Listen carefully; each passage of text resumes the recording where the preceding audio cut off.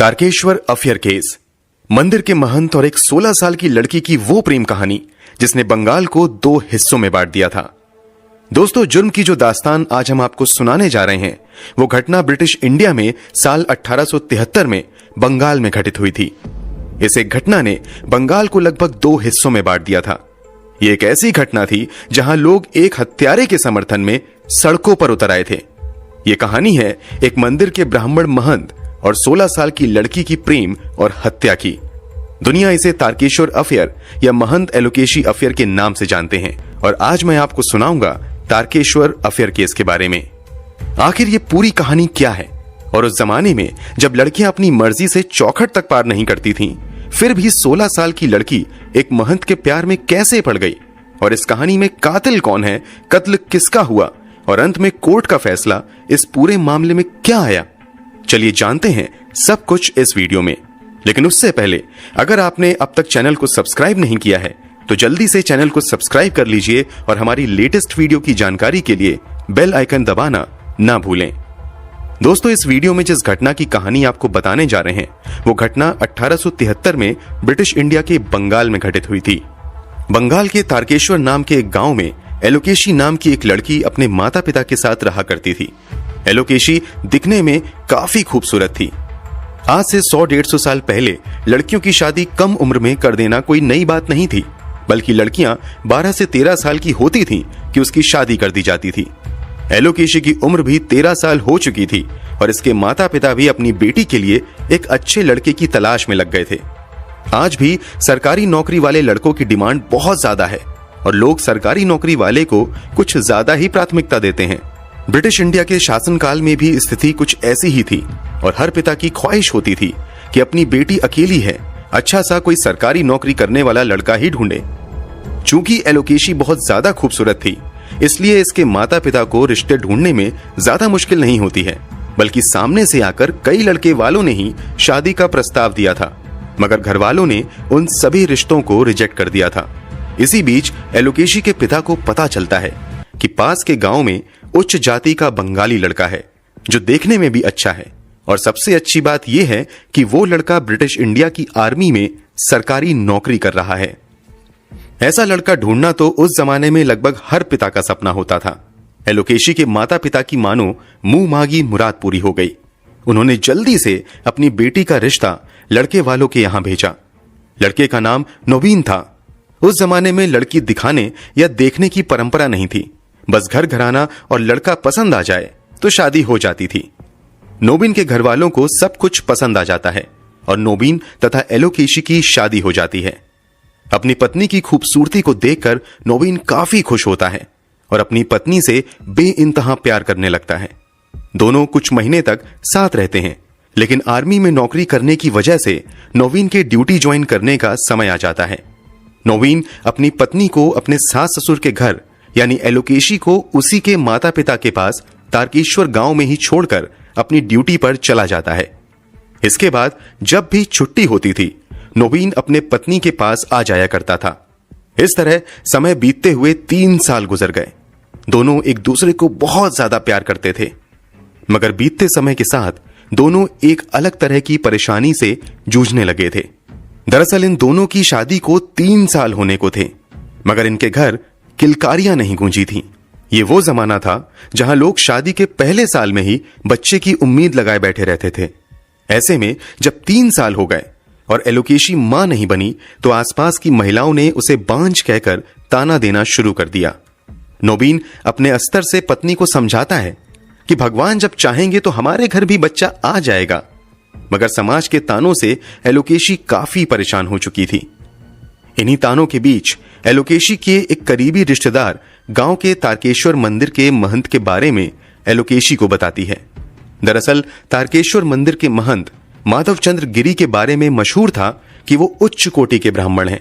इस कारण इनके पास ऐसी तंत्र मंत्र की विद्या और शक्तियां मौजूद हैं जिसके जरिए ये बांझ महिलाओं को मां बनाने का सुख देते हैं। माधवचंद्र गिरी तारकेश्वर मंदिर के महंतों में सबसे पावरफुल थे और पूरे इलाके में इनकी ख्याति थी। अपने रिश्तेदार की सलाह पर एलोकेशी भी फैसला करती है कि संतान का सुख प्राप्त करने के लिए वो भी तारकेश्वर मंदिर के मुख्य महंत माधव चंद्र गिरी से मिलने जाएगी। इस बात की जानकारी एलोकेशी अपने पति नोबीन को भी देती है कि वो महंत से इलाज करवाने जाएगी ताकि हमारे घर भी किलकारियां गूंज सकें। नोबीन अपनी पत्नी को महंत से इलाज करवाने की इजाजत दे देता है। इस तरह एक दिन एलोकेशी अपनी करीबी रिश्तेदार के साथ मंदिर के महंत के पास अपने बांझपन का इलाज करवाने जाती है। जब मंदिर का महंत माधव चंद्र गिरी पहली बार एलोकेशी को देखता है तो वो भी बस एलोकेशी को देखता ही रह जाता है और पहली ही नजर में एलोकेशी महंत को इतनी ज्यादा पसंद आ जाती है कि महंत की नीयत डोल जाती है। जिस रिश्तेदार के साथ एलोकेशी मंदिर आई थी उस रिश्तेदार को महंत मंदिर के बाहर इंतजार करने को कहता है और वो एलोकेशी को लेकर तारकेश्वर मंदिर के अहाते में बने अपने कमरे में लेकर चला जाता है।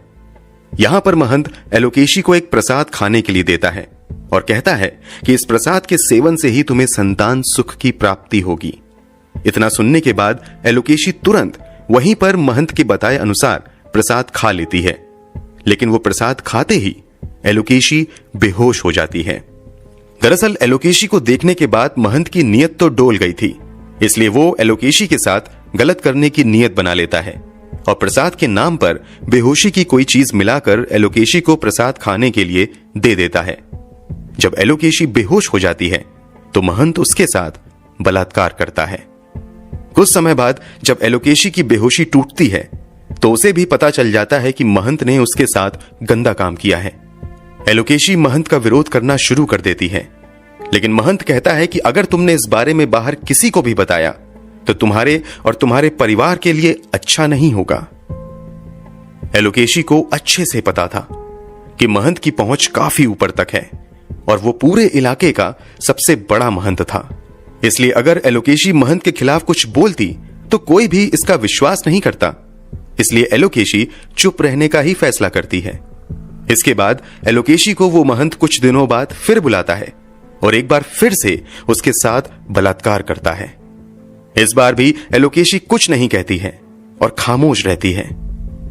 बीतते समय के साथ एलोकेशी और महंत के बीच मेल जोल का सिलसिला भी बढ़ जाता है। दरअसल धीरे धीरे एलोकेशी भी महंत को पसंद करने लगती है और वो भी चोरी चुपके महंत से मिलना शुरू कर देती है और जब भी मौका मिलता ये दोनों शारीरिक संबंध भी बनाने लगते हैं। ऐसा कई महीनों तक चलता रहता है। महंत और एलोकेशी को लगता है कि उनके इस अवैध संबंध की जानकारी किसी को नहीं है, मगर प्यार भला छुपाने से कहां छुपता है। किसी ना किसी तरीके से ऐसे रिश्तों की आहट लोगों को लग ही जाती है। ऐसा ही एलोकेशी और महंत के अफेयर में भी हुआ। धीरे धीरे गांव और फिर आसपास के इलाकों में महंत और एलोकेशी के प्यार के चर्चे होने शुरू हो गए। इधर 24 मई 1873 को एलोकेशी के पति नोबीन छुट्टी मिलने पर अपनी पत्नी से मिलने अपने ससुराल तारकेश्वर जाता है। नोबीन अपनी पत्नी से मिल पाता उससे पहले ही गांव में घुसते ही लोग उसे बड़ी ही अजीब नजरों से घूरना शुरू कर देते हैं और कुछ लोग उसे नामर्द तक बुलाने लगते हैं। नोबीन कुछ समझ नहीं पाता है कि आखिर ये सब हो क्या रहा है, लेकिन गांव के दूसरे छोर पर कुछ लोग नोबीन से मिलते हैं जो उसे बताते हैं कि कैसे तुम्हारी पत्नी महीनों से इस मंदिर के महंत से मिल रही है और दोनों का प्रेम प्रसंग चल रहा है। ये वो जमाना था जब हत्या के मुकाबले एडल्ट्री को बड़ा गुनाह माना जाता था। ये सब सुनकर नोबीन की खुशी अब गुस्से में बदल जाती है। नोबीन सीधे अपने घर पहुंचता है और पत्नी से मिलते ही पूछता है कि मैं ये सब क्या सुन रहा हूं। अच्छा है कि तुम मुझे पूरी सच्चाई बता दो, क्या तुम्हारा संबंध मंदिर के महंत से है? इतना सुनते ही एलोकेशी नोबीन के कदमों में गिर जाती है और रोते हुए कहती है कि मैं महंत की बातों में आकर और उसके प्रभाव को देखकर उसकी तरफ आकर्षित हो गई थी, इसलिए हमने संबंध भी बनाना शुरू कर दिया था। मुझे ऐसा नहीं करना चाहिए था। तुम मुझे यहीं पर खत्म कर दो। मैं तुम्हारे प्यार के लायक नहीं हूं। तुम बहुत अच्छे हो। मैंने तुम्हारे साथ धोखा किया है और इसकी जो सजा तुम मुझे दोगे मुझे मंजूर होगी। एलोकेशी तुरंत अपना गुनाह कबूल कर लेती है और हर सजा के लिए तैयार भी हो जाती है, मगर नोबीन चूंकि एलोकेशी से बेपनाह प्यार करता था, इसलिए वो अपनी पत्नी को एक और मौका देने का फैसला करता है और फिर अपनी पत्नी को जमीन से उठाकर गले लगा लेता है और उसे माफ कर देता है। अगले 3 दिन तक यानी 24 मई से 27 मई तक नोबिन अपनी पत्नी के ही साथ रुकता है। इसी बीच नोबिन और एलोकेशी प्लान बनाते हैं कि गांव में उन्हें सम्मान के साथ कोई नहीं रहने देगा, इसलिए बेहतर है कि हम दोनों यहां से दूर जाकर कहीं रहें। प्लान के मुताबिक 27 मई 1873 को नोबिन अपनी पत्नी को लेकर गांव छोड़कर जाने के लिए घर से निकलता है, लेकिन कुछ ही दूरी पर महंत के गुंडे नोबिन का रास्ता रोक लेते हैं और एलोकेशी को गांव से बाहर ले जाने का विरोध करने लगते हैं। महंत के गुंडे नोबिन के साथ मारपीट भी करना शुरू कर देते हैं। दरअसल इन गुंडों को महंत ने खुद ही एलोकेशी को रोकने के लिए भेजा था, क्योंकि महंत को एलोकेशी और नोबिन के गांव छोड़ने की जानकारी एलोकेशी के माता पिता ने ही दे दी थी। कहा जाता है कि एलोकेशी का महंत से अवैध संबंध एलोकेशी के माता पिता की मर्जी से था और एलोकेशी के माता पिता नहीं चाहते थे कि एलोकेशी गांव छोड़कर जाए, इसलिए उसने महंत को जानकारी दे दी थी। जब महंत के गुंडे नोबिन और एलोकेशी को गांव के बाहर जाने से रोकते हैं तो इस पर नोबिन को बहुत ज्यादा गुस्सा आ जाता है और वो आपे से बाहर होकर अचानक अपने पास मौजूद फिश नाइफ यानी बोटी से सीधे अपनी पत्नी एलोकेशी के गर्दन पर वार करता है और एक ही वार में पत्नी का सर धड़ से अलग कर देता है। उस समय एलोकेशी की उम्र महज 16 साल थी। नोबिन के ऐसा करते ही महंत के गुंडे वहां से भाग जाते हैं। दूसरी तरफ नोबिन अपनी पत्नी का सर अपनी गोद में लिए पत्नी की लाश के पास बैठकर दहाड़े मारकर रोने लगता है।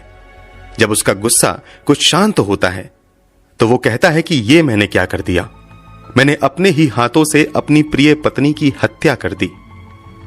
इसके बाद वो खुद को संभालता है और एक हाथ में फिश नाइफ तथा दूसरे हाथ में पत्नी की कटी हुई मुंडी लेकर नजदीकी पुलिस स्टेशन जाता है और सारी कहानी सुनाकर सरेंडर कर देता है।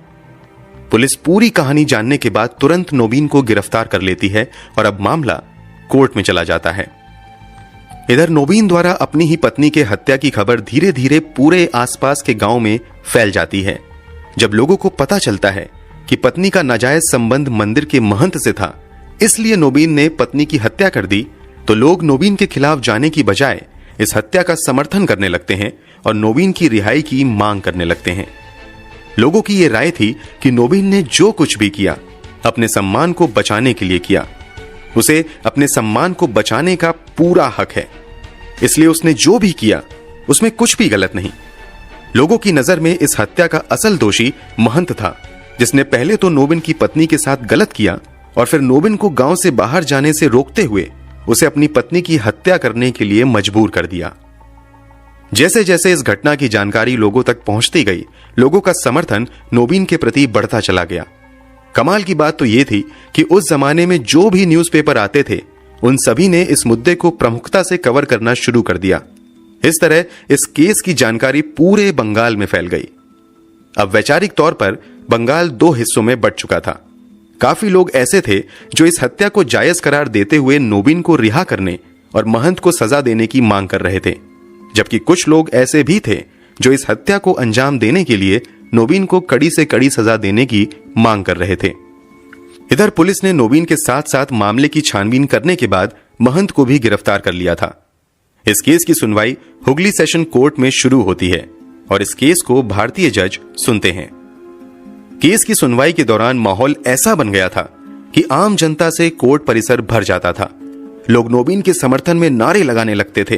पत्रकारों की जबरदस्त दिलचस्पी से पूरे बंगाल की नजर एक एक हियरिंग पर होती थी। नोबिन की ओर से यह केस उस जमाने के बंगाल के सबसे बड़े वकीलों में गिने जाने वाले उमेश चंद्र बनर्जी लड़ रहे थे। नोबिन के वकील की ओर से दलील दी गई कि जब नोबिन को अपनी पत्नी के अफेयर के बारे में मालूम चला तो नवीन गुस्से की हालत में आपा खो बैठा।